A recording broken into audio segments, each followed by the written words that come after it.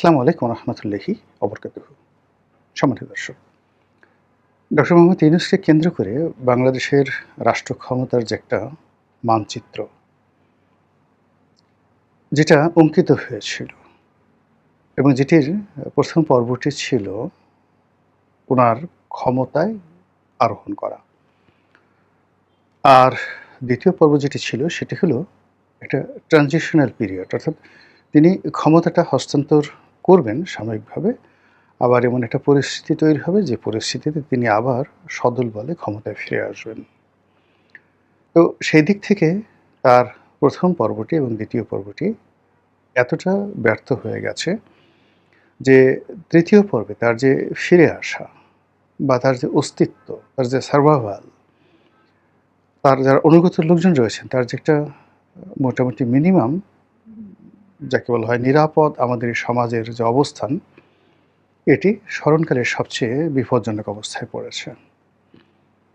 এখন এই যে ডক্টর মোহাম্মদ ইউনূসের যে পরপর দুটো ব্যর্থতা, এই ব্যর্থতা এবং সর্বশেষ তার যে ফিরে আসার, ক্ষমতায় ফিরে আসার প্রকল্প, সেটিও ব্যর্থ হয়ে যাওয়া। এটির ফলে কি হলো, এই মুহূর্তে যদি সবচেয়ে বেশি এই দুনিয়াতে কেউ সুখী হয়ে থাকেন, খুশি হয়ে থাকেন, তিনি হবেন দিল্লিতে যিনি আছেন বাংলাদেশের সাবেক প্রধানমন্ত্রী, আওয়ামী লীগ সভানেত্রী শেখ হাসিনা। আপনারা জানেন যে শেখ হাসিনা ডক্টর মোহাম্মদ ইউনূসকে টার্গেট করে সেই ২০০৯ সন থেকেই তিনি বিষোদ্গার করে আসছিলেন যে আমাদের প্রবাদ বাক্য রয়েছে, তোমারে বধিবে যে গোকুলে বাড়িছে সে। আমরা এই বাংলাদেশে বসে এখন ডক্টর মোহাম্মদ ইউনূসকে যেভাবে দেখছি, যেভাবে বলছি, কিংবা তার সম্পর্কে যে বিষোদ্গার করছি বা তার জীবনের যে নেতিবাচক দিকগুলো এখন আমরা যেভাবে সামনে নিয়ে এসেছি, এটি এককভাবে শেখ হাসিনা সেই ২০০৯ সন থেকে ক্রমাগতভাবে বলে যাচ্ছিলেন। যেহেতু শেখ হাসিনার যে পোর্ট্রেট, এটি ছিল রাজনৈতিক, এবং রাজনৈতিক পোর্ট্রেটে মানুষ সাধারণত যেটি হয়, এস্টাবলিশমেন্ট বিরোধী হয়। যখনই কোনো রাজনৈতিক ব্যক্তি ক্ষমতায় থাকে, সঙ্গে সঙ্গে লোকজন তার বিরোধিতা করে, তার যে কোনো কর্মের বিরোধিতা করাটাকে নিজেদের একটা স্টাইল মনে করে। তো সেই অর্থে শেখ হাসিনা এখন যে সহানুভূতিটা পাচ্ছেন আমজনতের, এটা রিভার্স ছিল যেদিন তিনি ক্ষমতায় এসেছিলেন ২০০৯ সনে।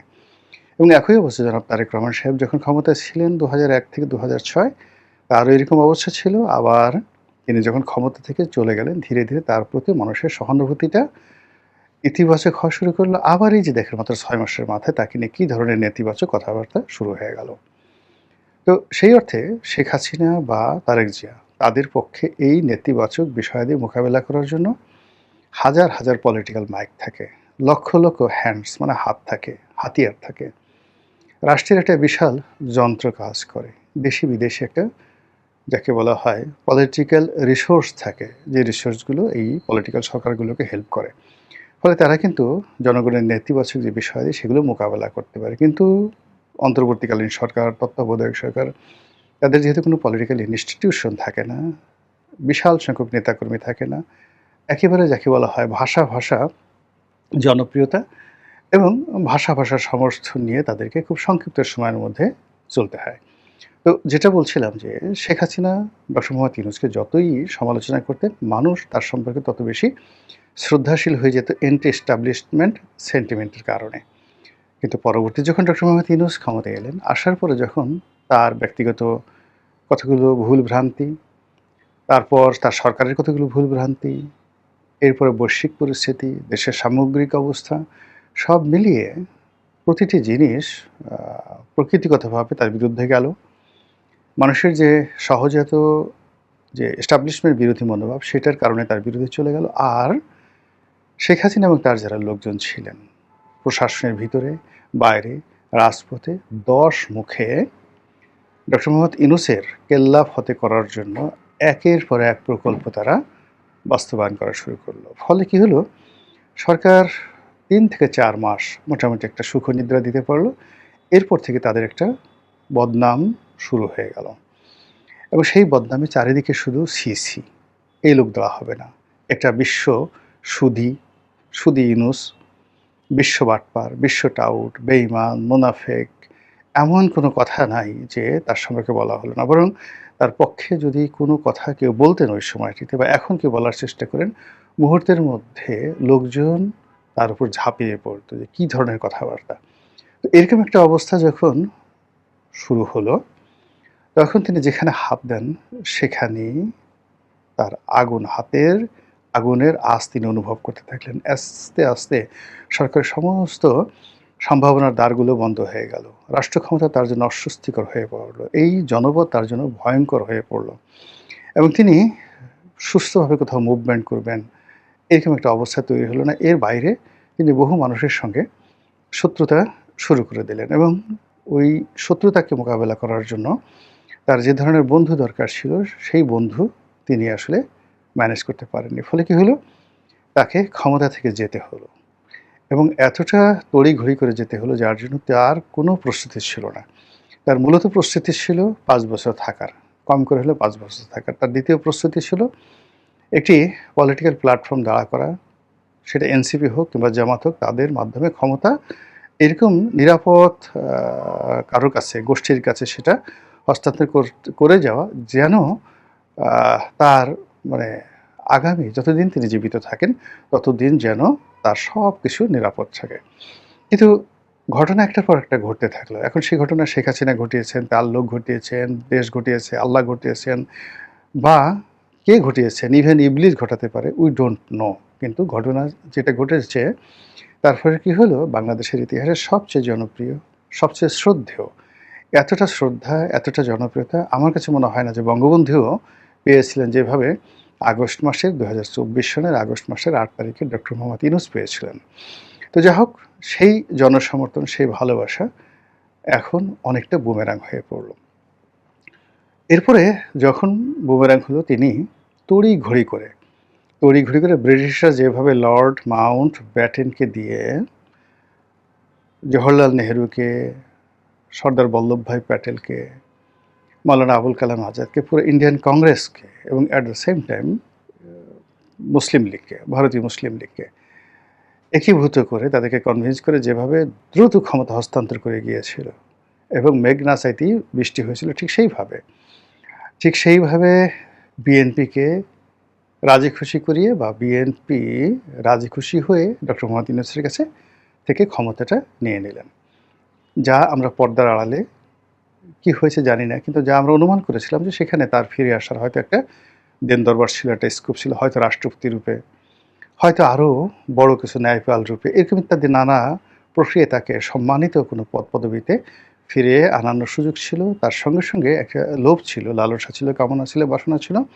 তিনি যে পুরো সময়টা ১৮ মাস ধরে যে সংস্কারের কথা বলেছেন, যে সংবিধান সংশোধনের কথা বলেছেন, যে নতুন একটা রাজনীতির কথা বলেছেন, সেটা যদি বাস্তবায়িত হয়ে যায় তাহলে তিনি প্যারালাল সরকার রূপে, গভর্নমেন্ট রূপে অত্যন্ত শক্তিশালী একটি অবস্থান ধরে রেখে বাংলাদেশের রাজনীতিতে অমরত্ব লাভ করতে পারবেন। সেটি সাম্প্রতিক সময় একেবারে মুখ থুবড়ে পড়েছে। প্রেসিডেন্ট পদে তার নিয়োগ নিয়ে যে সকল কথাবার্তা হচ্ছিল, সেটা অলংকারিক প্রেসিডেন্ট হন কিংবা ধরুন ওই যে তিনি যেভাবে সংস্কার করেছিলেন, ক্ষমতার ভারসাম্য সম্পন্ন, অধিকতর শক্তিশালী একজন সাংবিধানিক ক্ষমতার সম্পন্ন প্রেসিডেন্ট, তার কোনোটাই এখন আর হচ্ছে না। বিএনপি রাষ্ট্রপতি পদে মনোনয়ন দিয়েছেন মির্জা ফখরুল ইসলাম আলমগীরকে, জামাত দিয়েছে কর্নেল ওলিকে। আর এখন যদি মানে এই বিএনপি এবং জামাতের উপর কোনো অলৌকিক ক্ষমতা ভর না করে, অর্থাৎ আজরাইল এসে একেবারে এদের গলার কাছে এসে হলকুম চেপে ধরে বলবে এখন ডক্টর মোহাম্মদ ইউনূসকে সেই রাষ্ট্রপতি পদে নিয়োগ দাও, এরকম যদি কোনো ঘটনা না ঘটে তাহলে এখানে আর ডক্টর মোহাম্মদ ইউনূসের ফিরে আসার যে সম্ভাবনা, এই সম্ভাবনাটা নেই। ফলে কি হলো, তার প্রথম প্রকল্প ক্ষমতায় আসা, দ্বিতীয় প্রকল্প হলো ক্ষমতায় ফিরে আসা। এই দুটো প্রকল্প একদম 100% যে ব্যর্থ হলো, এটা আমি মনে করি ডক্টর মোহাম্মদ ইউনূসের বিরুদ্ধে শেখ হাসিনার একটা নৈতিক বিজয়। এখানে শেখ হাসিনার কোনো ডিজায়ার থাকুক, কুটচাল থাকুক, ইচ্ছা অনিচ্ছা থাকুক, কিন্তু এই দুটো প্রকল্পে মোটামুটি যদি পৃথিবীতে কেউ খুশি হয়ে থাকে তাহলে শেখ হাসিনা সবচেয়ে বেশি খুশি হয়েছে। এখন শেখ হাসিনা ডিসেম্বর মাসে ফিরে আসা, উই ডোন্ট নো সে আদৌ ফিরে আসবেন কিনা, আসতে পারবেন কিনা, বা আসতে পারার কোনো সম্ভাবনা আছে কিনা। কিন্তু এই যে অগস্ট মাস মাঝামাঝি, এরপর সেপ্টেম্বর, অক্টোবর, নভেম্বরে 4টে মাস। এই 4টে মাস এই বুড়ো ভদ্রলোক ডক্টর মোহাম্মদ ইউনূস, তার যে সাইকোলজিক্যাল প্রবলেম হবে, প্রতি মুহূর্তে তার যে ব্রঙ্কাইটিস সমস্যা হবে, নিউমোনিয়ার সমস্যা হবে, হার্টের ইমব্যালেন্স হয়ে যাবে, ডায়াবেটিস হয়ে যাবে। শেখ হাসিনা যদি আসে ডিসেম্বর মাসে, যদি কোনো মতে ঢুকে যায়, যদি ক্ষমতায় ফিরে পায়, তাহলে কি হবে? এই আতঙ্ক তাকে তাড়া করবে। দ্বিতীয়ত হলো যে এই 4 মাসে তার শরীর নষ্ট হয়ে যাবে, মন নষ্ট হয়ে যাবে, এবং সরকারের পক্ষ থেকে তাকে এখন যে অবস্থায় তিনি আছেন সেখানে তাকে তুলে আনা, তাকে সাহায্য করা, এটা সরকারের জন্য একটা লস প্রজেক্ট। এই সরকার যদি ডক্টর মোহাম্মদ ইউনূসের সাথে ন্যূনতম যোগাযোগ রক্ষা করার চেষ্টা করে, সেক্ষেত্রে সরকারের নম্বর কাটা যাবে। বরং সরকার এখন যদি উত্তেজিত হয়ে, যেটা পপুলার পলিটিক্যাল অ্যাটিটিউড বলে, সেই পপুলার পলিটিক্যাল অ্যাটিটিউড দেখানোর জন্য ডক্টর মোহাম্মদ ইউনূস এবং তার যারা লোকজন রয়েছেন, যাদের বিরুদ্ধে খুব বদনাম হয়েছিল, যেমন ধরেন জুলাই জাদুঘর নিয়ে, জাদুঘরের লুটপাট নিয়ে ভীষণ রকম কথাবার্তা হচ্ছে ফারুকের বিরুদ্ধে, হয়ে গেল ফারুকের বিরুদ্ধে মামলা। অন্য যে সকল উপদেষ্টা যারা রয়েছেন, যাদের বিরুদ্ধে জনরোষ তুঙ্গে, তাদের বিরুদ্ধে 2-4টা মামলা হলো, ইনক্লুডিং নূরজাহান বেগম সহ।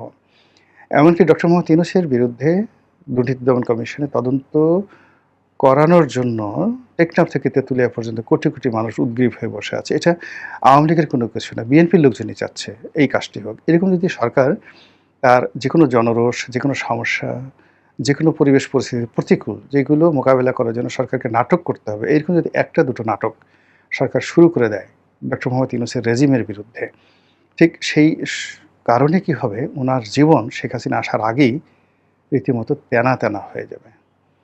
আর ডিসেম্বরে যদি আল্লাহ না করুক আপাত চলে আসে, আপনারা বুঝতেই পারছেন এই বিশ্ববিজয়ী নোবেল লরিয়েট, তার দশা যে কী হবে একমাত্র মহান আল্লাহ রাব্বুল আলামিন ছাড়া কেউ বলতে পারেন না।